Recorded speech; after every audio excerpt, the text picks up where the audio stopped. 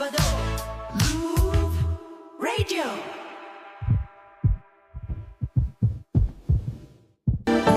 Gusto ko nga rin po palang magpasalamat sa inyo, Papa Dudut, sa saya na hatid ninyo sa amin sa pang-araw-araw. Patuloy ko pong ipagdarasal na sana'y makita ko po kayo ng personal. Anyway, lumaki po ako sa isang mahirap na pamilya at hanggang high school lamang po ang natapos ko. Dahil nga po sa hirap ng buhay ay isa lamang ang pangarap ko. Ang umasenso at maging mayaman.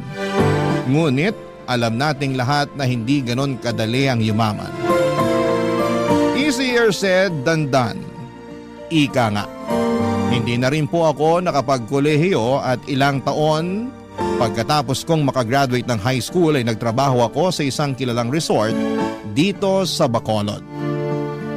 Ang pinsang ko po na si Nonette ang nag-refer sa akin sa resort na yon. Katulad ko po ay lumaki din siya sa mahirap na pamilya. Pareho kami na maganda at hindi nakapagtapos ng high school. Pero kahit na ganoon pa man, ay magkaiba pa rin kami ni Nonette. Kasi si Nonette po ay kontento na sa buhay niya. Kahit mahirap sila, sapat na sa kanya ang kinikita niya sa resort dahil kahit papaano ay nakakayanan niyang suportahan ang pamilya niya. Sa kabilang banda ko po ay hindi ako nakokontento sa buhay na salat at nagtatrabaho lamang sa isang resort. At sa mga panahong yon ay hindi ko talaga maintindihan kung paano nakontento si Nonette sa ganong klase ng buhay. Madalas kaming nagdedebate ni Nonette kasi palagi niyang pinapaalala sa akin na dapat ay marunong daw akong makontento. Pero ang lagi ko namang sinasagot sa kanya ay wala siyang mararating sa buhay kung makokontento lamang siya. Bagamat magkaiba kami ng pananaw ni Nonette, ay nagkakasundo pa rin po kami. Tuwing day off namin ay madalas kaming nag-iinuman. At sa mga break time naman ay palagi kaming nagchichikahan. Marami kaming pinag-uusapan.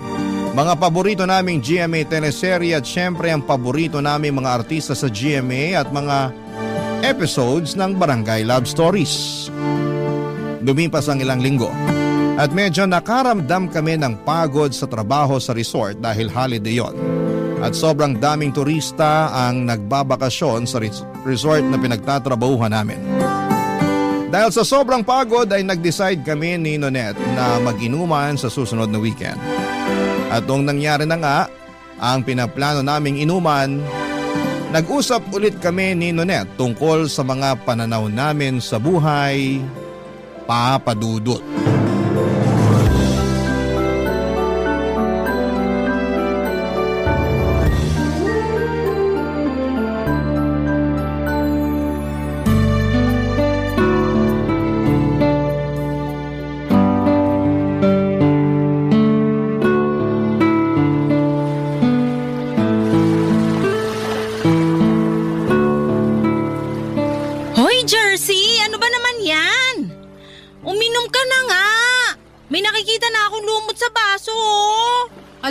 Nonette, mag-relax ka nga. Ito naman, paminsan-minsan na nga lang tayo mag-enjoy tapos mamadalin mo pa ako. O eto na, inom na po. Bah! Ang tapang! Ay, ayan. Very good. Mabuti na lang talaga nakapag-relax na rin tayo sa wakas. Sinabi mo pa, non-stop yung dagsaan ng mga guests sa resort. Ang totoo niyan, parang ayoko na nga bumalik dun sa resort eh. Sobrang stressful ng trabaho. Namimilipit na yung katawan ko sa sakit tuwing naka-duty tayo. Uy, ano ka ba? Pasalamat ka na lang na may trabaho tayo. Ay nako, Nonette. Kaya hindi ka umaasenso eh. Ang bilis mo makontento. At ano namang masama doon, Aber? Ano ba? Wala ka bang ambisyon sa buhay? Ayokong tumanda na nagtatrabaho lang sa isang resort, no? Kung tutuusin, sobrang swerte na nga natin at may trabaho tayo kahit high school lang natapos natin eh. Bahala ka, basta ako gusto kong makapag-asawa ng mayaman. Gusto kong makapag-abroad, Nonette. Masyadong maliit ang Pilipinas para sa mga pangarap ko sa buhay. Ay, iba siya. So, anong balak mo? Magpapakasal ka sa afam para makaahon sa buhay, ganon? At ano namang masama dun? Alam mo, kung ako sa'yo, gayahin mo na rin ako. Ay, bahala ka dyan. Okay na ako sa buhay ko dito sa Pilipinas. Pwes, ibahin mo ko. Sayang lang ang mga beauty natin kung dito lang rin sa Pilipinas mabubulok. Gusto kong makapag-asawa ng taga-Italy o Spain, ganan. Ambisyosa ka talaga kahit kailan. Kung ambisyosa ako, ikaw naman gaga. Malulugmo ka lang sa hirap sa kagusto mong manatili sa Pilipinas. Hi, Jersey! Akala mo ba madali ang buhay abroad? Ang dami kaya nating kababayan na gustong-gusto na makauwi ng Pilipinas. Tapos ikaw dyan, kating-kati na makaalis ng Pilipinas? Pwes, ibahin mo ako. Kasi I am destined for greater things. Ewan ko sa'yo. O eto baso, uminom ka na lang dyan kasi baka may makita na naman akong lumot sa baso. O eto na. Second time is a charm. Don't English me ha, kasi wala akong naintindihan sa mga pinagsasabi mo. Kagaya kung paano ko hindi maintindihan yung gusto mong manatili ng Pilipinas. My goodness! You are so baduy ah! Pag ikaw nakapag-abroad, wag na wag kang bumalik ng Pilipinas ha. Ay girl, talagang hindi na. Hindi naman ako syunga para gustuhin pang bumalik dito kung sakasakali. Alam mo, di kita magets. Oo, lumaki nga tayo sa mahirap na pamilya at hindi tayo nakapagkolehiyo. Pero kahit papano, swerte ka pa rin naman kasi mabait naman yung mga magulang mo sa'yo. Pero Nonet, ako nagpapaaral sa dalawa kong kapatid. Di ko rin kasi mag-gets tong sina mama at papa. Anak-anak, tapos salat na salat naman sa buhay. Yung tabas ng dila mo, kaloka ka. Sigurado ako na masasaktan sina tito at tita kung sakaling marinig nila yan. Masisisi mo ba ako? Aminin mo, alam mo sa sarili mo na may point ako. Anyway, kung hindi ako kayang bigyan ng komportableng buhay ni na mama at papa, pues, ako na mismo ang kakamit nun para sa sarili ko. Ay, mukhang may balak ka ha. So anong plano mo ngayon? Magde-dating site ako. Tumigil ka nga. Sayang lang sa oras yan. Kung ako sa'yo, pagbutihin na lang natin yung trabaho natin sa resort. Malay mo, balang araw ma-promote tayo, di ba? Whatever, manang. Wala sa listahan kong magtagal sa resort na yun. Nako, kung hindi lang kita pinsan, sigurado kung hindi tayo magkakasundo. The feeling is mutual, manang Nonet. Minom ka na nga lang. O, eto baso. Hoy, ang daya mo ha. Kanina pa ako inom ng inom dito. Ang totoo niyan, medyo nahihilo na ako. Wait ka lang dyan. Kukuha lang ako ng tubig. Sobrang saya namin ni Nonet sa maliit na get-together namin sa beach noong araw na yon. At syempre hindi nawala mga palitan namin ng opinyon tungkol sa buhay. Matapos ang ilang linggo ay balik trabaho na naman kami sa resort. Si Nonet kahit na pagod ay patuloy pa rin sa laban. Samantalang ako ay ramdam ko na yung matinding burnout. Hindi ko maintindihan kung paano siya nakakapagtiis at nakakayanan ang trabaho namin sa resort. Sobrang nakakapagod kasi mag-serve ng drinks at pagkain sa mga bisita mula umaga hanggang gabi.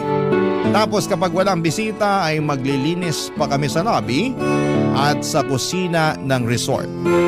Siguro ay napagod na rin ako dahil ako yung nagpapaaral sa mga kapatid ko. Hindi ko talaga maintindihan kung bakit may mga magulang na ang lakas ng loob magbuo ng pamilya. Pero hirap na hirap naman sa buhay. Kaya nga't sinabi ko sa sarili ko na ayaw kong magkaroon ng pamilya. Ang gusto ko lang sa buhay ay ang guminhawa kasama ang mga taong mahal ko at syempre ayaw ko sa Pinoy. Gusto ko ng foreigner. Kasi alam ko na mas mataas ang value ng pera nila sa ibang bansa. Kaya malamang ay magiging sapat ang pera nila para buhayin ako. Simula pa lang ay hindi ko talaga naisip na magpakasal sa isang Pinoy kasi takot akong malugmok pa lalo sa hirap. Nang mga panahong yon, naramdaman ko na yung matinding burnout at lalong lumalakas yung desisyon ko na umalis ng Pilipinas. Sobrang hopeless rin yung paghahanap ko ng foreigner sa dating site. Kasi karamihan sa kanila ay nagpapadala lamang ng malaswang pictures. Grabe. Sobrang nanghinayang ako sa naging experience ko sa dating site. At mas lalo pa akong nalungkot kasi naisip ko na parang sa Pilipinas na ata ako maghihirap at mamamatay. Hanggang sa isang araw may AFAM na guest ang nag-check-in sa resort at hiningi pa yung Facebook account ko. Naisip ko na baka siya na ay yung magbibigay sa akin ng buhay na matagal ko nang pinapangarap. Hindi ko na kailangang magtrabaho pa para lamang mapag-aral ang mga kapatid ko. Na-imagine ko na yung klase ng buhay na makakamit ko kasama yung foreigner na yon. Yung buhay na hindi ko na kailangang mag-alala tungkol sa pera.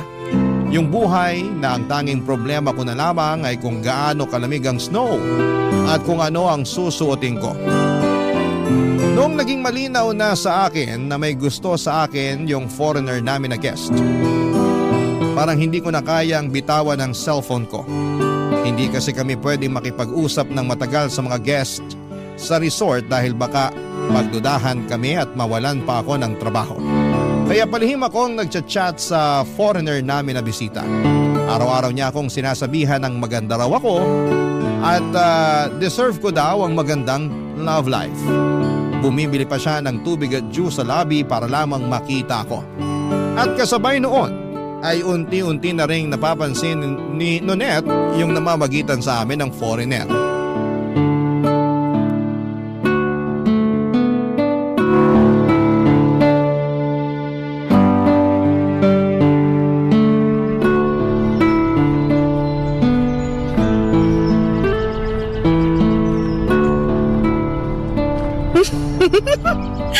Ang sweet mo talaga. Sobrang gwapo mo pa.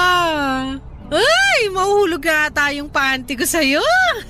Hoy, Jersey! Yung sahig sa kusina, ang dumi-dumi. Linisin mo na kaya. Patay tayo pag nakita ng boss natin yun. Ikaw nakaisip, di ba? Eh di ikaw ang gumawa. Kakaloka, utusan mo pa ako. Hoy, nilinis ko na yung 2 CR. At isa pa, ikaw ang naka-assign na maglinis ng kusina ngayon. At pwede ba mamaya ka na mag-cellphone? Pag tayo nawala ng trabaho, sinasabi ko sa'yo. Ako, tong babaeng to, oh. Inggit ka lang kasi may kachat ako. Ha? May nahanap ka ng kachat dun sa dating site na sinalihan mo? Hindi galing sa dating site to. Pero mas kabog. Halika rito. May bubulong ako sa'yo. Pero ipangako mong wala kang pagsasabihan, ha? Puro kakalokohan. Bakit? Ano ba kasi yun? Yung guest sa room 14, palagi nang nagchat-chat sa akin. Alam kong may gusto yung foreigner na yun sa'yo kasi palagi kanyang tinititigan. Pero Jersey, bakit umabot na sa chat? Sigurado ako masisisante ka pag nalaman ng boss natin to. Manahimik ka nga dyan, Manang. Wait lang, ha? I love you too. So sweet. Ang landi mo talaga? Mamatay ka sa inggit. Jersey, sa totoo lang, natutuwa ako para sa'yo. Kasi bilang pinsan mo, masaya ako na may love life ka kahit papano. Pero kasi, may tamang oras at lugar para dyan. Lalong-lalo na guest pa natin yung chinachat mo. Sumabay ka na lang kasi. Hindi naman ako mapapahamak kung hindi ka magsusumbong, di ba? Jersey, binigyan tayo ni boss ng salary increase nung nakaraang linggo. At kung ibabudget mo lang yung pera mo, sigurado ako na hindi ka mahihirapan. Yun na nga yun. Ayoko mag-budget. Bakit ako magtitipid kung may lalaki namang kayang ibigay sa akin ng lahat ng gusto ko with no limitations whatsoever, di ba? Pag-isip-isip ka nga. Hindi pa nag-iisang linggo simula nung nakilala mo yung foreigner na guest. Masaya ako na may nagpapakilig sa'yo pero sana naman, kilalanin mo muna yung tao. Isa lang ang kailangan ko malaman, Nonette. At yun ay ang laman ng wallet niya. Ay, speaking of, alam mo ba na ang daming tig-1,000 sa wallet niya? Tapos ang dami-dami niyang credit card. Sus, may sinasabi ko sa'yo yung sinasahod natin sa isang buwan, parang 1 oras niya lang ata kinikita. Ah, kaya naman pala kinikilig ka dyan. Kasi nakita mo na pala yung laman ng wallet niya. Huy! Aminin mo, gwapo rin naman siya, di ba? Sinasabi ko sa iyo, Nonette, hindi ko na to pakakawalan. Ay, Wala ka na talagang ibang inisip kundi pera, ang magkaroon ng mayamang asawa at ang makapag-abroad. Kung gusto mong mabulok dito, be my guest. Pero wag ako. Bahala kang amagin dito. Hoy, naririndi na ako sa kaka-Ingles mo. Naluloka na ako sa'yo, ha? Bakit ba kasi hindi ka nalang makontento dito?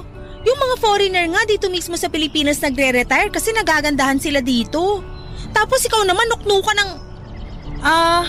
ano nga ulit tawag nila dun? Yung mas sinusuportahan mo pa yung ibang bansa kaysa sa sarili mong bansa? Colonial mentality. Oo, yon. Ikaw yon.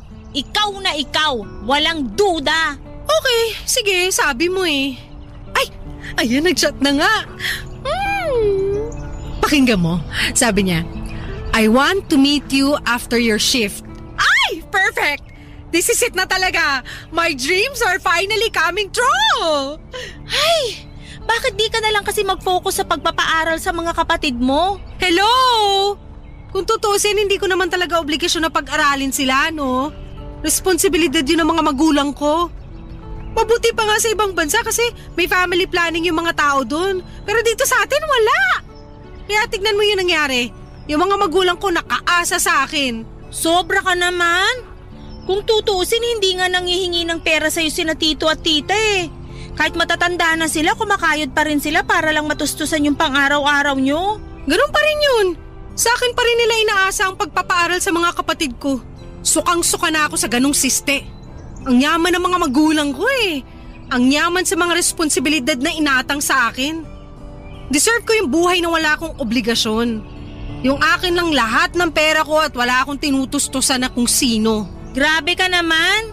Hindi ba bukal sa kalooban mo yung pagtulong mo sa kanila? Hindi!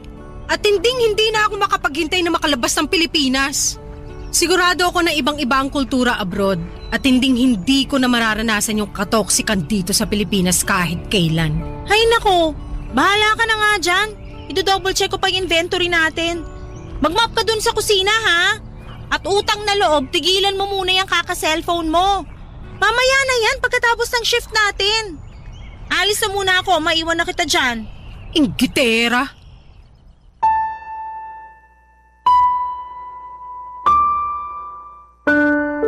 Papadudod pagkatapos ng shift ko ay nakipagkita ako ng palihim sa foreigner na guest namin sa resort. Sobrang guwapo niya, papadudot. Mukha siyang Hollywood actor, ang puti ng kutis niya at yung lips niya ay sobrang kissable. At noong gabing yon ay hinalikan niya ako at syempre sobra akong natuwa at ginusto ko ng labis yung halik na yon. At habang tumatagal, hindi ko na masyadong nakakabanding si Nonette kasi sobrang abala na ako sa foreigner. At dumating yung punto na naging kami na ni Afam.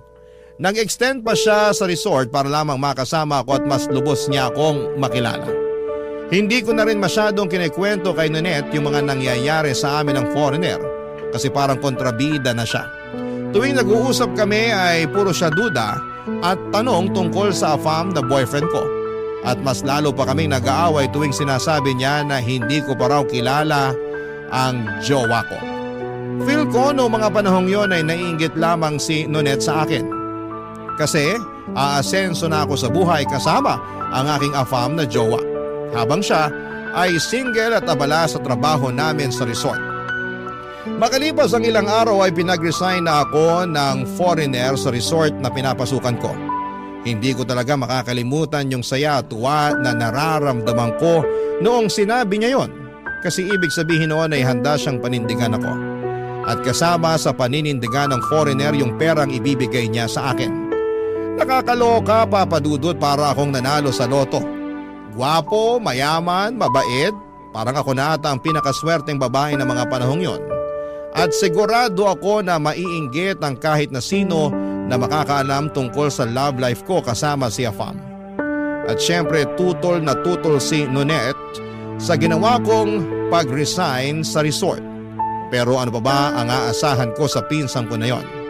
Halata namang naiinggit lamang siya sa takbo ng buhay ko. Tuluyan na ngang nag-check out si Afam sa resort at nag-rent siya ng condominium unit. Kaya naman nag-live-in na kami. Grabe ang ganda ng condo na inupahan niya. Namangha talaga ako sa mga facilities ng condominium. May gym, swimming pool at maliit na parke. Ano pa ba ang hahanapin ko, hindi ba? Ay nako Papa Dudut. Yung condo unit na inupahan ni Afam ay parang kamukhang kamukha nung condo na pinapaupahan ninyo. Ang ganda at ang lakas makasosyal. Parang sa hotel. Nang mga panahong kasama ko na si Afam sa condo, aminin ko na medyo nakakabagot minsan. Pero hindi ko pinagsisisihan yung desisyon na yon. Ang masasabi ko lang talaga na mga panahong yon ay this is the life.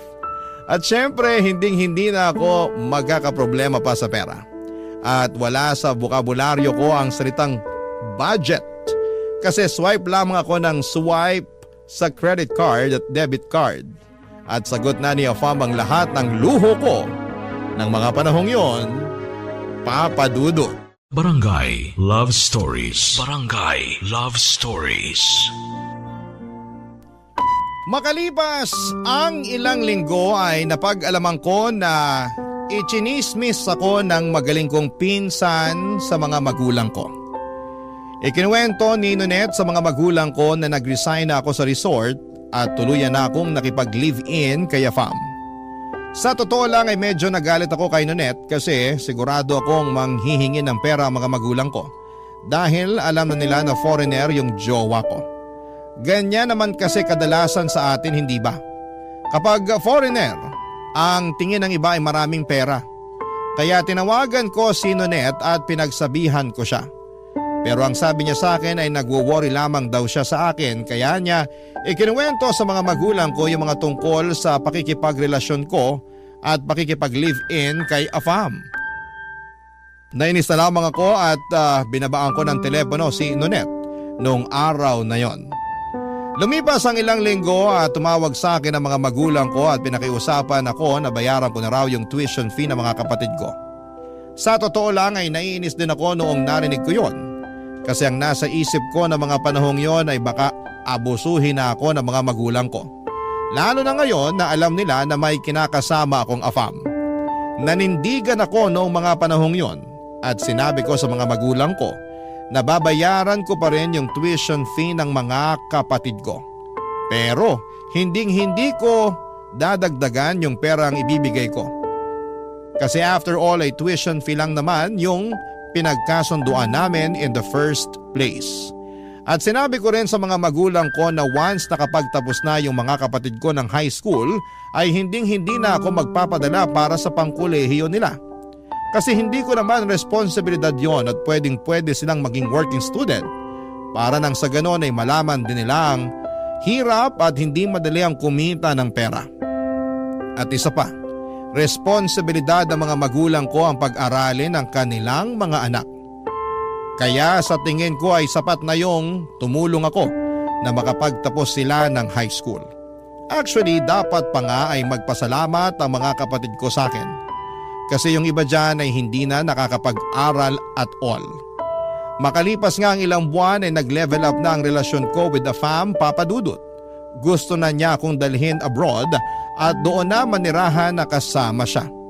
Eto na yon, yung matagal ko nang inaasam-asam. The moment I've been waiting for is finally coming true.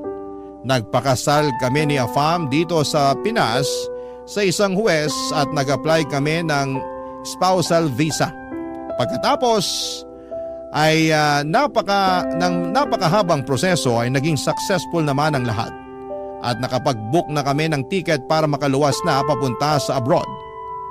4 days bago kami nakaschedule umalis ng Pilipinas, tinawagan ko si Nonet at niyaya ko siyang pumunta sa isang bar para sa isang maliit na celebration o konting inuman. At fortunately ay pumayag si Nonet na makipagkita sa akin noon, Papa Dudut.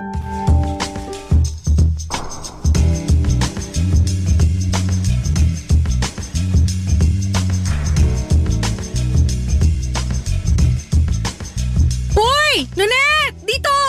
Dito yung table natin! Halika rito, dali! Jersey, kamusta ka na? Ikaw ang kumusta? Nakakaloka? Kamusta yung trabaho mo sa resort? Nakakabagot pa rin ba? Mabuti na lang talaga at nag-resign na ako doon. Anyway, ayan. Nag-order ako ng maraming pagkain. Tapos bumili ako ng 2 tower ng beer. It's party time! Inuman na! Ah, bakit? Para saan to? Anong okasyon? Actually, mamaya ako pa sana to sasabihin eh. Pero dahil nagtanong ka na, sige, sasabihin ko na sa'yo. Aalis na kami ng Pilipinas 4 days from now! Amazing, di ba? Seryoso ka? Sino pa ba nakakaalam nito? Wala, ikaw lang. Ayoko kasi na mabati yung pag-alis namin kaya eto. Surprise! Grabe ka naman! Hindi ka nga nagpaalam sa mga magulang mo na aalis ka ng Pilipinas. Para saan pa? Una sa lahat, patuloy kong binabayaran yung tuition fee ng mga kapatid ko. At pangalawa, 24 na ako. Ano ba? Hindi ako katulad ng ibang tao dyan na matanda na pero nakaasa pa rin sa mga magulang. Ang toxic nun. Kilabutan ka nga sa mga pinagsasasabi mo, Jersey. Dapat nagpaalam ka pa rin sa mga magulang mo. Nonet, yung mga teenagers nga sa abroad, 18 years old pa lang bumubukod na sa mga magulang nila. Kaya hindi umaasenso ang Pilipinas eh. Pigilan mo yung pagkukumpara ng Pilipinas sa ibang bansa kasi magkaiba ang kultura natin sa kanila. Pero hindi ibig sabihin nun, pangit na yung kultura natin. Kalimutan mo na yung sinabi ko. Sorry, nakainom na kasi ako eh. Ano ba naman, ang tagal mo kasing dumating. Kaya inunahan na kitang uminom. Sige na, inom na. Ang dami pa nating uubusin oh. Sorry, pero wala ako sa mood uminom ngayon. Hello? Sinabi ko naman sa'yo na sa bar tayo magkikita, di ba? Tsaka isa pa, ano bang inaarte mo dyan? Meron ka ba ngayon? Sa totoo lang, hindi na ako natutuwa sa pinapakita mong asal. Nagbago ka na. Alam mo ba na sobrang nasaktan sina tito at tita nung pinamukha mo sa kanila na nagiging pabigat sila sa'yo? Tapos sinabihan mo pa daw sila na tigilan na nila yung kakaasa sa'yo? Nonet, sinabi ko lang naman sa kanila na wala silang mapapala sa akin kahit may foreigner na ako. Kasi ayoko naman na gawin nilang ATM yung asawa ko, no? Alam mo mismo sa sarili mo na simulat sa pool yung pag-aaral lang ng mga kapatid mong hinihingi nilang tulong sa'yo. At sa tingin mo, okay lang yon? Alam ko na matagal ka ng maldita. Pero hindi ko inaasahan na may mas lalala pa pala. Ang laki ng pinagbago mo. Uy, kung tutuusin, kasalanan mo lahat ng to. Kasi ikaw mismo ang nagchismis sa mga magulang ko yung tungkol sa pakikipagrelasyon ko sa isang foreigner. Tinatanong nila ako kung kamusta ka na raw kasi hindi ka na raw nagre-reply sa mga text nila. Malamang, pagkatapos mo ba naman sabihin sa kanila na nakikipagrelasyon ako sa foreigner, I'm sure manghihingi ng pera yung mga yun. Akala ko noon ambisyosa ka lang, pero hindi. Nuknukan ka rin pala ng yabang. Ngunit wag mo kong simulan. Inimbitahan kita dito to have a good time, hindi para semunan ako. Sorry pero awang-awa na ako kina tito at tita. Matatanda na sila, dapat hindi mo sila tinatrato ng ganon. What's the big deal? Nandiyan naman yung mga kapatid ko para alagaan sila. Tama na yan, Nunet. Nasabi ko sa'yo, kaya na nila yun. Makapagsalita ka, parang di ka nila anak ka. Alam mo, Nunet, sa totoo lang, sana hindi na lang nila ako naging anak. Jersey, sana man lang makipagkita ka at magpaalam ka ng maayos sa mga magulang mo bago ka umalis ng Pilipinas. Kahit yun na lang. Maawa ka naman sa kanila. May mas malalaki akong plano sa buhay. Ang target ko ngayon, magkaroon ng resident visa at patatagin ang relasyon naming mag-asawa. Bibisita na lang ako dito kapag naging residente na ako abroad. Bahala ka. Teka, saan ka pupunta? Hindi pa nga natin nauubos yung mga in-order ko. Uuwi na ako. Sana maging masaya ka sa piling ng asawa mo sa ibang bansa. Ba't nagagalit ka, ha? Kasi sobrang baluktot ng pangangatwiran mo at hindi ko na kayang umupo dito habang pinapakinggan kang minamalita mga magulang mo. Sabi ko na eh. Matagal ka nang naiinggit sa akin kasi nagawa kong mag-resign sa buwisit na resort na yon. Habang ikaw, wala kang choice kundi magpatuloy sa trabaho mo ron. Pasensya ka, Nunet. Pero hindi ko kasi hawak ang tadhana. Hindi ko kasalanan kung sa ating dalawa mas pinalad ako kaysa sa'yo. Sige, laitin mo pa ako. At baka makalimutan ko na pinsan kita.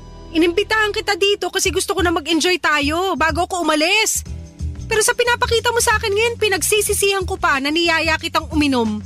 Bahala ka sa buhay mo. Wait lang! Sayang naman yung in-order kong pagkain. Gusto mo ba ipa-take out ko na lang sa waiter? Total, alis ka na rin naman. Pakidaan na lang sa bahay namin. Ibigay mo kina mama at papa yung ipapa-take out ko. Ba't mo ba iutos sa akin? Ikaw mismo magbigay sa kanila. Ay, wag na pala. Kasi baka atakihin lang sina tito at tita pag nakita nila kung gaano kagaspang yung ugali mo. Dali-daling umalis si Nonet palabas ng bar ng gabing yon, Papa Dudut. Pinabalot ko na lamang lahat ng pagkain at inuwi ko na lamang. Grabe yung tampo sa akin ni Nonet ng gabing yon. At ang tanong na bumangon sa isipan ko noong mga panahong yon ay, bakit hindi kaya or hindi kaya ng pinsang ko na maging masaya para sa akin?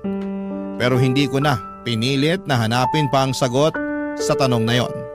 Kasi mas gusto ko na lamang na mag-focus sa bagong buhay ko. 4 days later ay iniwan na namin yung maganda na kondo na inuupahan ng asawa ko at umalis na kami ng Pilipinas. Hindi ko na po i-mention kung taga saan ang asawa ko pero ang masasabi ko lamang ay sobrang ganda ng lugar. Papadudot malinis yung kalsada, malamig ang weather at talagang ibang-iba siya kumpara sa lugar na kinalakhan ko. Natatandaan ko pa yung first time na nakakita ako ng snow. Sobrang nakakamangha at nakakapanibago. Talagang humilata po ako sa snow kasi yung mga napapanood ko lang dati sa mga pelikula ay finally ay nararanasan ko na rin in real life. Hindi ko po makakalimutan na tawa lang ng tawa yung asawa kong foreigner noong time na yon habang ini-enjoy ko yung pagkamangha ko sa snow. At mas lalo lang akong naging masaya sa desisyon ko na umalis ng Pilipinas kasi namuhay ako ng marangya na parang isang prinsesa. Yung cabinet ko noong time na yon ay punong-puno ng sapatos at jacket kasi hindi ko na kailangang mamili pa kung ano ang bibilhin ko. Kapag may dilema ako between 2 or more items, I don't choose. I buy them all. Ganon ako ka-spoiled at kamahal ng asawa ko. Mapapasana all na lang talaga ang lahat sa buhay ko na yon. At tungkol naman sa mga naiwan na tao sa Pilipinas ay kinausap ko lamang sina mama at papa tuwing nagpapadala ko ng pera para sa tuition fee ng mga kapatid ko. Si Nonet naman ay hindi ako kinakausap. Pero friends pa rin kami sa social media at somehow ay iyon ang naging assurance ko na okay pa kami kahit papaano kasi hindi pa niya ako binablock. Lumipas sa mga linggo at naging mapayapang takbo ng buhay ko sa ibang bansa. Hanggang isang araw, nabigla ako nang bigla akong tawagan ni Nonet. Hindi ko inaasahan na tatawagan niya ako kasi matagal-tagal na rin since nung last time na nagkausap kaming dalawa, Papa Dudut.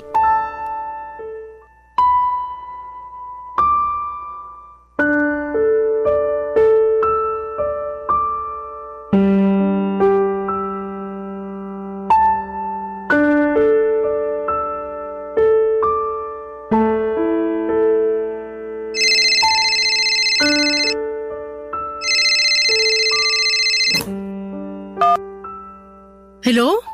Nonet? Jersey! Uy! Ang tagal na mula nung huli tayo mag-usap ah. Balita sa'yo.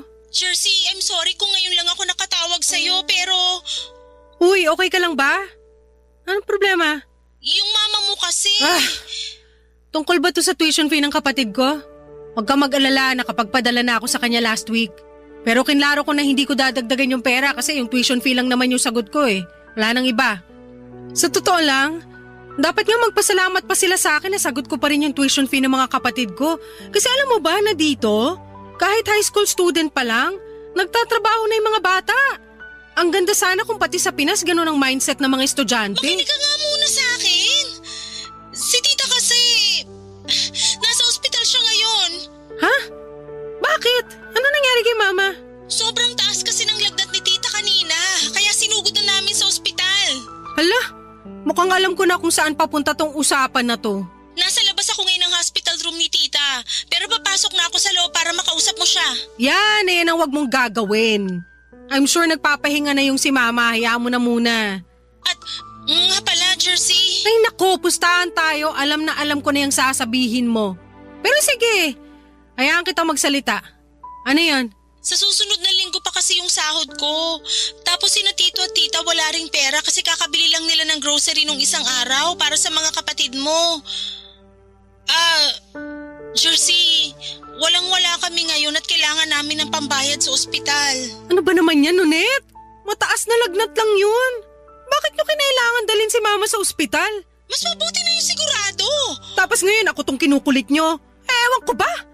FYI lang hindi porket nakatira ako abroad, ibig sabihin nun pinupulot ko na lang ang pera. Utang na loob! Yung mama mo ang pinag-uusapan natin dito. Ganun na ba katigas ang puso mo para pag-isipan mo kami ng masama? Hindi mo ako masisisi kasi yan naman talaga yung gawain ng mga kamag-anak na naiiwan sa Pilipinas, diba? Yung manghingi ng pera sa kamag-anak nila na nagtatrabaho abroad at yung humilata na lang habang nag-aantay ng pasalubong. Naririnig mo ba ang sarili mo? Nakapag-abroad at nakapag-asawa ka lang ng foreigner, nagkakaganyan ka na? Sabihin mo na kung anong gusto mong sabihin pero hindi mo may tatanggi na may point yung pinagsasasabi ko. Siguro kung nandito ka lang sa Pilipinas, kanina pa kita sinampal. Subukan mo at ihilahin ko yung buhok mo hanggang sa makalbo ka. Wala ka ng pag-asa. Sarili mong mga magulang pinagsasalitaan mo ng ganyan. Pinaako lang sa'yo yung pag-aaral ng mga kapatid mo, nagkakaganyan ka na? Mismo! Pinaako! Pinaako sa akin ng isang bagay na hindi naman dapat pinaako sa akin in the first place. Ano ako, retirement fund para sa mga kapos? Hindi ko na-enjoy yung buhay ko ng lubusan kasi kinailangan ko silang tulungan. Kinailangan ko magtrabaho agad pag graduate ko ng high school para matustusan ang pag-aaral ng mga kapatid ko. Yung mga magulang ko makaprecho rin kasi. Hikahus na nga kami. Gusto sa private school pa magtapos mga kapatid ko. Napakawalang kwenta talaga ng mindset na yon. O tapos ngayon na nakabangon na ako sa buhay, oras na para bumawi ako sa sarili ko. Hindi mo man lang ba naisip na kahit matanda na yung mga magulang mo, nagtatrabaho pa rin naman sila? Kaya na nga nilaglat si tita dahil sa sobrang pagod. Resulta yan ng pangit na family planning. At isa pa, lumaki ako na hindi nakakaranas na makonfine sa ospital kahit may sakit ako. So, Ayoko na makipagdiskusyon pa sa'yo. Sumasakit lang yung dibdib ko tuwing naririnig ko yung mga pinagsasasabi mo. Halatang-halata na hindi ka na magbabago. Pero huwag kang mag-alala. Ako na bahala kay tita. Maghahanap na lang ako ng paraan para mabayaran yung bill namin sa ospital. Hindi na kami hihingi ng kahit anumang tulong na galing sa'yo. Sana lang talaga hindi ka gambalain ng konsensya mo. Sarili mong nanay ayaw mong tulungan. Ibang klase ka rin naman. maniwala ka sa akin, makakatulog ako ng mahimbing sa gabi kasi namumuhay ako ng payapa dito na walang inaabalang tao, Nonet. Kayo lang naman tong gumagambala sa akin Babayaran ko yung tuition fee ng mga kapatid ko hanggang sa makapagtapos sila ng high school. End of story. Sige na, bababa ko na to. Buisit kang babae ka. Wala kang kwentang pinsan at wala ka rin kwentang anak. Sobra kong napikon pagkatapos naming mag-usap ni Nonet, Papa Dudut. Ang gusto ko lang naman talaga ay mamuhay ng tahimik at payapa kasama ang asawa ko. Ang hangad ko noon ay makapag-move on at makapag-move forward sa bagong buhay ko nang hindi ako nagagambala. Kaya nung tinawagan ako ni Nonet ay sobrang napikon lang talaga ako. Kasi parang ang tingin ko sa mga tao sa paligid ko, hinahabol lamang ako dahil alam nilang foreigner ang asawa ko. Gaya nga po ng nabanggit ko kanina ay lumaki po ako na salat sa buhay. At hindi ko po makakalimutan kung paano yinurakan yung pagkatao ko. Lalo na noong bata pa lamang ako. Pinagtatawanan ako ng mga kaklase ko kasi sira-sira na yung mga gamit ko. At puro dilata at noodles lamang ang kinakain ko habang yung mga kaklase ko naman ay pinaghahandaan ng iba't ibang klase ng putahe for lunch. At hindi ko rin po makakalimutan na pagka-graduate ko ng high school ay pinag-uusapan na kaagad ng mga kaklase ko kung saang kolehiyo sila mag-aaral. Habang ako, ang iniisip ko noon ay kung saan ako magtatrabaho. Awang-awa ako sa sarili ko tuwing naiisip ko yung mga moments na yon, Papa Dudut. And going back po, blinako si Nonet sa mismong araw na yon kasi talagang napikon ako sa lahat ng sinabi niya sa akin. Tumagos sa puso ko yung mga sinabi niya pero imbis na maunawaan ko yung gusto niyang ipahiwatig, mas lalo lang akong nagkimkim ng sama ng loob. Mas lalo ko pa ngang iniisip noong mga panahong yon na puro fake yung mga tao sa paligid ko. Kasi alam nila na mayaman ang asawa ko. At noong araw na yon ay sinabi ko sa sarili ko na wala akong ibang taong pagkakatiwalaan kundi ang asawa ko na lang. Kasi siya lang talagang nagmamahal sa akin ng totoo.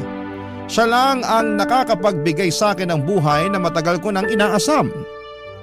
At siya lang ang nagpaparamdam sa akin na mahalaga ako dahil sa mga bagay na naibibigay niya sa akin. Pagkatapos kong i-block si Nonette, akala ko noon ay magiging matiwasay na ang buhay ko sa wakas. Kasi wala na pong aabala sa akin. Ang tanging kailangan ko na lamang gawin ay bayaran ang tuition fee ng mga kapatid ko. Pero hindi ko alam na may isa palang pagsubok na darating sa buhay ko. Isang araw, Papa Dudut, ay bigla na lamang nanlamig sa akin ang asawa kong foreigner. Lumalayo siya tuwing natutulog kami at hindi na ako masyadong kinakausap. Sobra po ako nabigla at nabahala sa bago niyang pag-uugali. Tuwing tinatanong ko naman siya kung may problema ba siya ay nagiging agresibo siya at minsang naninira pa ng mga gamit. Natatakot po ako tuwing galit siya. Kaya naman hinahayaan ko na lamang siya at kinakausap ko na lamang siya kapag halata na sa mukha niya na kumalma na siya. Sobrang hirap po ng mga panahong yon kasi hindi ko maintindihan kung ano ang nangyayari at kung anong dahilan ng pagiging magagalitin niya at pagbabago niya. Barangay Love Stories. Barangay Love Stories. Habang tumatagal, Papa Dudut, ay mas lalo kong nararamdaman na lumalabo ang pagsasamahan namin ng asawa ko.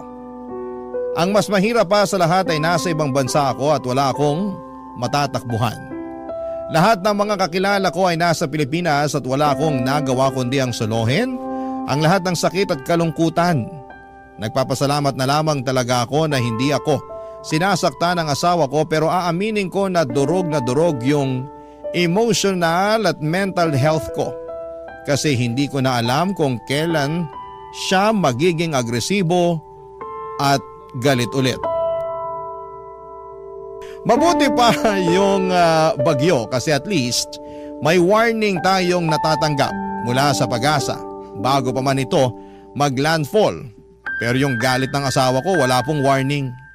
Bigla na lamang nagla-landfall at pakiramdam ko na mga panahong yon ay para ako yung shock absorber niya. Ako yung tumatanggap at nagko-consume ng galit at bigat ng loob niya. At ang pinakamasaklap sa lahat ay hindi niya sinasabi sa akin kung bakit nagbago ang pag-uugali niya.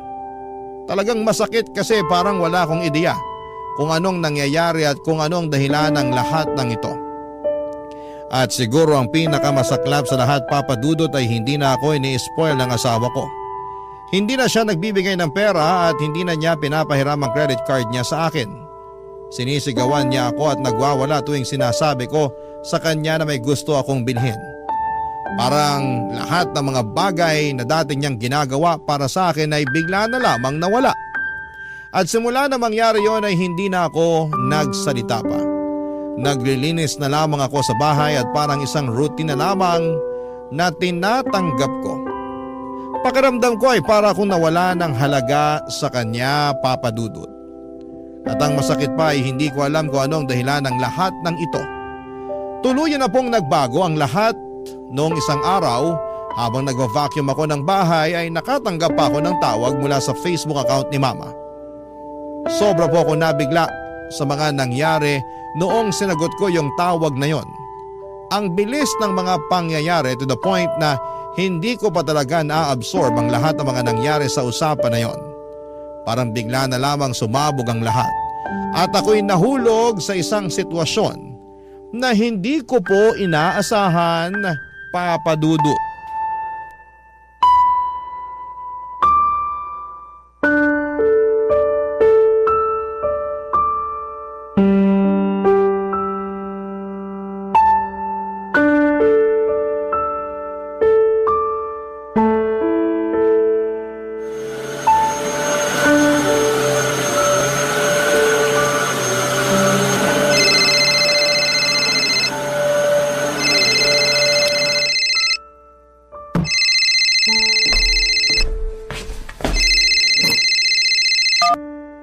Hello?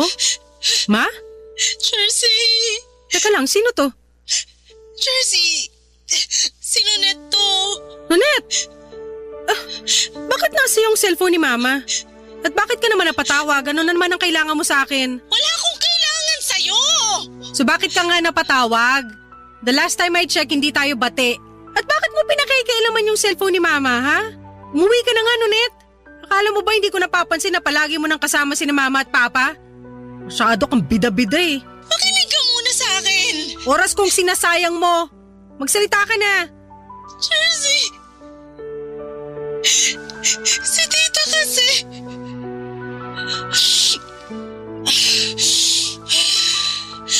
Yung mama mo, Jersey.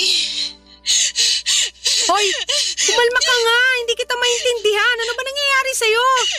Wala na siya. Ha? Ano ibig mong sabihin? Paano wala na? Patay na mama mo, Jersey. Nonet, wag ka magbibiro ng ganyan. Hindi magandang biro yan. Alam kong wala kang pakialam kay tita. Pero naisip ko pa rin na kahit pagbali-balik rin natin ang mundo, mama mo pa rin siya at anak ka pa rin niya. Kaya deserve mo rin malaman yung nangyari sa kanya. Nonet, hindi totoo yan. Bawiin mo yung sinabi mo. Buhay pa si Mama. Ibigay mo ang cellphone kay Mama, kakausapin ko siya. Makinig ka! Wala na si tita! Patay na siya! Alam ko nagsisinungaling ka lang. Galit ka kasi nagyayabang ka sa akin at yan mismo ang dahilan kung bakit ginagawa mo to. Mukha ba ako nagsisinungaling? Ha? Ano ginawa mo kay Mama, Nonet? Ha? Kasalanan mo to. Pambira kang babae ka! Paano ko naging kasalanan to, ha? Ikaw ang palaging kasama ni Mama. Kung tinutukan mo sana siya na maayos, hindi sana to nangyari sa kanya. Hindi sana namatay si Mama. Kasalanan mo lahat to. Ikaw na lang sana namatay. Hoy, babae! Makinig ka sa akin ng mabuti, ha? Namatay si tita sa typhoid fever. At kung nagpadala ka lang sana ng konting tulong, sana nabigyan ng sapat na treatment si tita. Pero anong ginawa mo? Walang-wala kami noon pero nagawa mo pa rin kaming pag-isipan ng masama. Tinakwil mo kaming lahat. At ako na yung tumayong anak ni tita kasi hindi ako katulad mo na walang puso. Ako yung nag-aalaga kay tita habang nagpapakasasa ka sa yaman ng foreigner mo. Wala kang karapatan na husgahan ako. Hindi ko ginusto to. Pero ginusto mo! Ito mismo yung gusto mo, di ba? Yung mawala sa landas mo yung mga magulang mo? At nangyari na nga, Jersey! Wala na si tita! At si tito, halos hindi na nga kumakain kasi hindi niya pa rin matanggap yung pagkawala ni tita! Nonet, nasan si Papa? Kumusta yung mga kapatid ko? Galit na galit silang lahat sa'yo! Ang totoo niyan, galit rin ako sa'yo eh! Pero deserve mo rin naman malaman yung nangyari sa mama mo! Bakit niyo ba ako sinisisi? Eh sobrang unfair niyo naman. Gusto ko lang naman magbagong buhay, yun lang. Malinis ang konsensya ko. Wala akong ginawa sa inyo para isisi niyo sa akin yung pagkamatay ni Mama. Mismo! Wala kang ginawa! Wala kang ginawa para iligtas yung sarili mong ina! Hindi ako nagkulang ng paalala sa'yo! Kahit na alam kong simulat sa pulpa lang, kinamumuhian mo yung pamilya mo! Tinawagan pa rin kita para ipaalam sa'yo yung mga nangyayari sa kanila dito! Pero ikaw lang naman tong walang puso na pilit pinuputol yung ugnayan mo sa kanila! Nonet, hindi mo ako masisisi. Natakot ako eh. Ayaw ko lang maramdaman yung pakiramdam na ginagamit ako dahil lang may kaya yung asawa ko. Buwisit na dahilan yan! Oo, Jersey, lumaki kayo sa hirap! Hindi ka nabigyan ni na tito at tita ng komportable na buhay, pero ni minsan, hindi ka nila minaltrato! Wala silang ginawa sa'yo para kamuhian mo sila ng ganito katindi! Alam mo kung bakit malapit ang loob ko kina tito at tita? Dahil alam ko sa sarili ko na mabuti silang tao! Kaya ako nasasaktan tuwing pinagsasalita mo sila ng masama! Ang sabihin mo, sinisiraan mo ko. Kaya ka lumalapit kina Mama at Papa dahil chinichismis mo sa kanila bawat detalye ng buhay ko. Para kang linta at ahas sa pinagsama. Yang inggit mo sa akin, nanunuot sa buto. Kaya mo ako sinisiraan kasi hindi mo matanggap na mas maganda na ngayon ang buhay ko kaysa sa buhay mong patapon pa rin hanggang ngayon. Kahit kailan, hindi ako nainggit sa'yo! Alam mo kung bakit? Kasi puno ng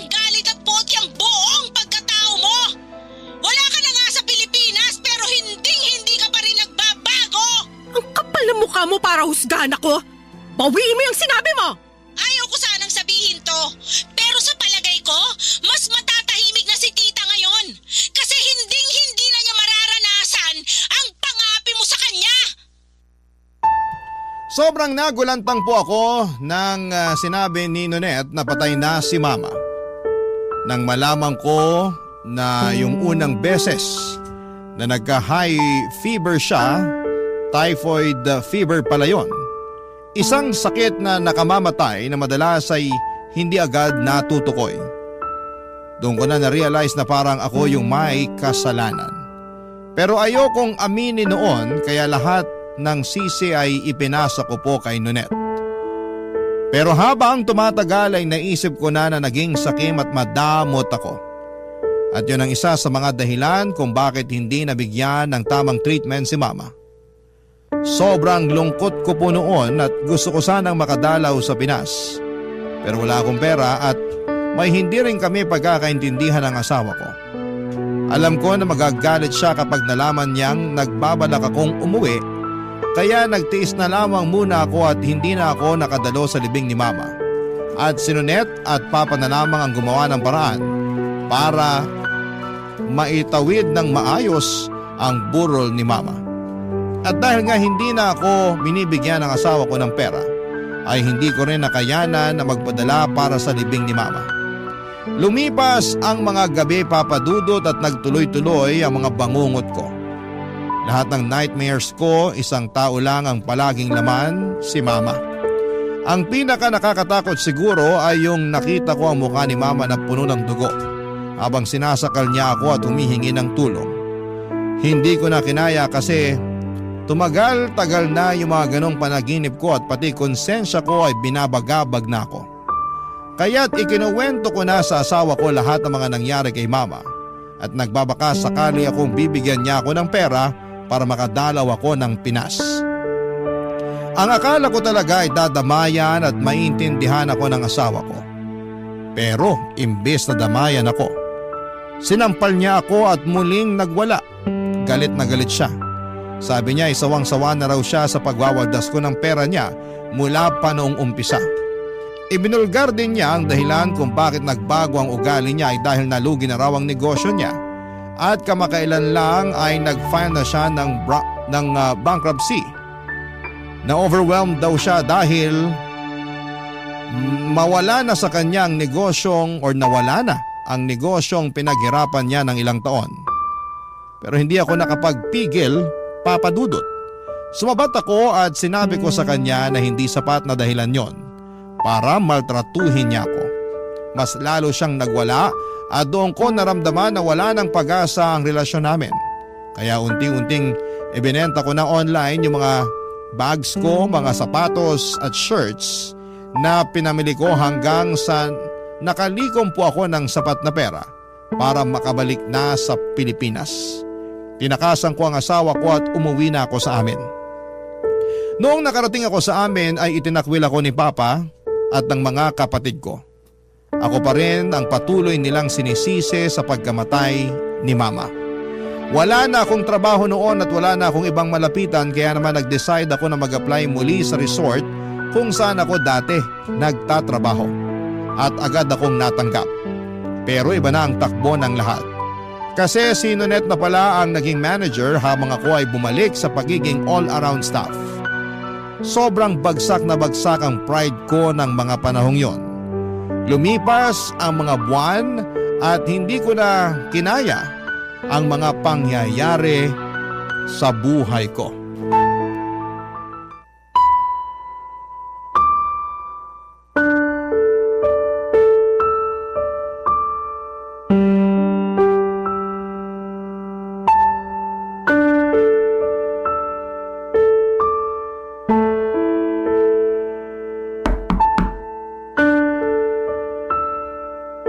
Pasok!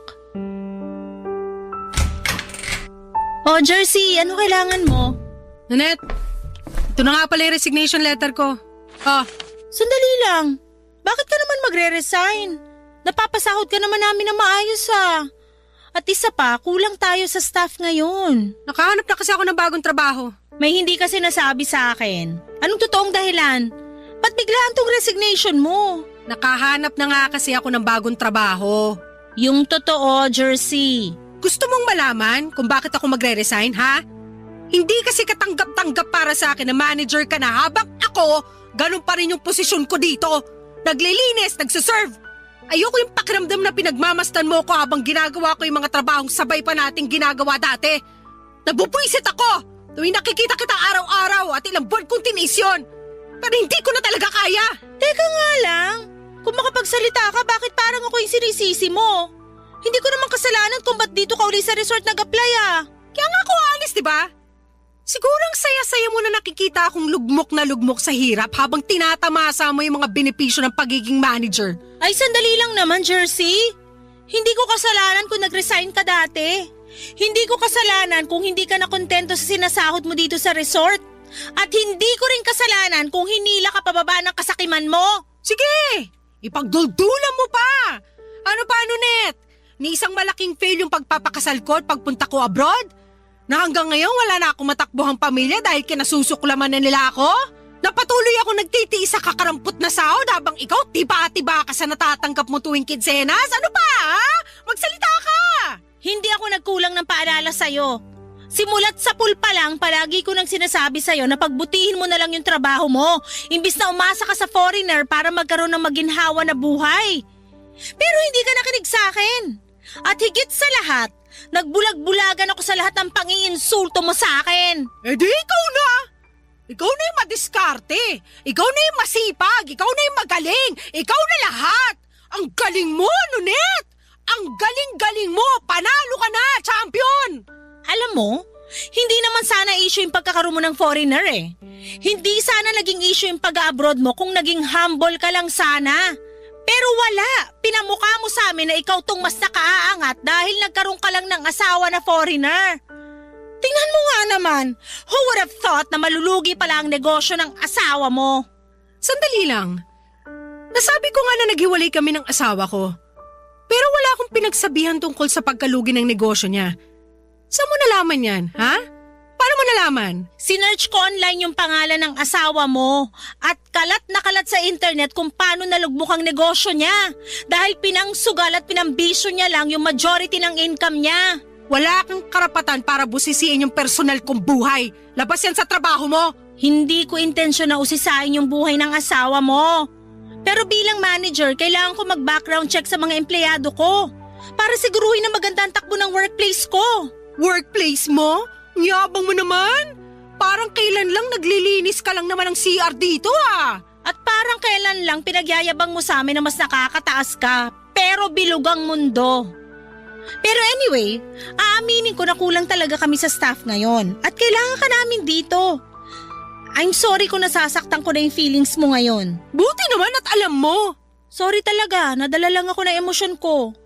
Siguro kasi hanggang ngayon naalala ko pa rin kung paano mo ako pinag-isipan at pinagsalitaan ng masama. Pero Jersey, alang-alang na lang sa resort, maging professional na lang tayo sa isa't isa, please. Kung gusto mo, pwede ko rin dagdagan yung sahod mo para magstay ka lang. Magpapatawa ka ba? Anong tingin mo sa akin, Charity? Huwag mo naman sanang masamain. Ako na nga itong nakikiusap sa'yo na magstay eh. Gusto kong pangalagaan ang posisyon ko as manager. At isa sa paraan para magawa ko yun, pangalagaan din ng staff ko. At syempre kasama ka dun. So gagamitin mo pa talaga ako para iangat yung sarili mo? Kapal din naman talaga ng mukha mo. Hindi ganun yun. Ginagawa ko lang yung best ko as your manager. Hindi ko kailangan ng awa mo. Mas pipiliin ko na lang maghirap kaysa patuloy mo kong kaawaan. Tanggapin mo na yung resignation ko. Hindi ko na kailangan ng trabahong to. At mas lalong hindi na kita kailangan.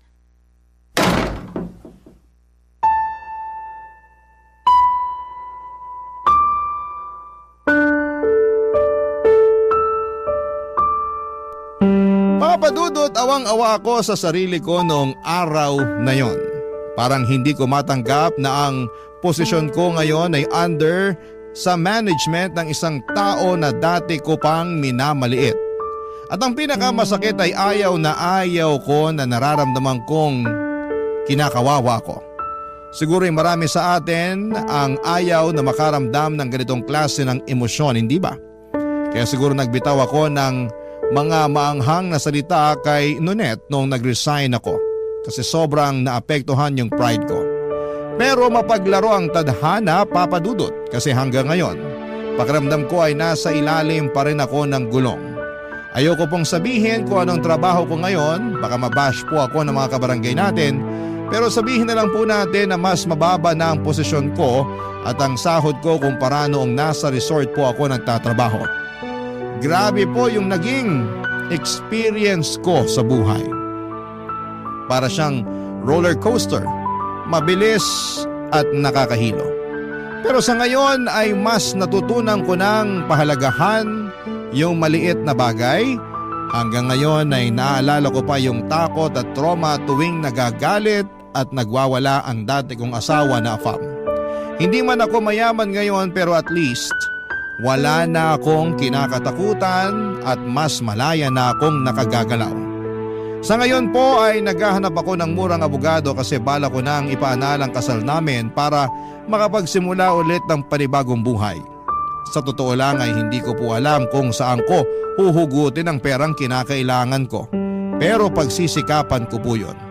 Wala na po akong contact sa ex-husband ko pero friends kami sa Facebook at nakita ko na may bago na siyang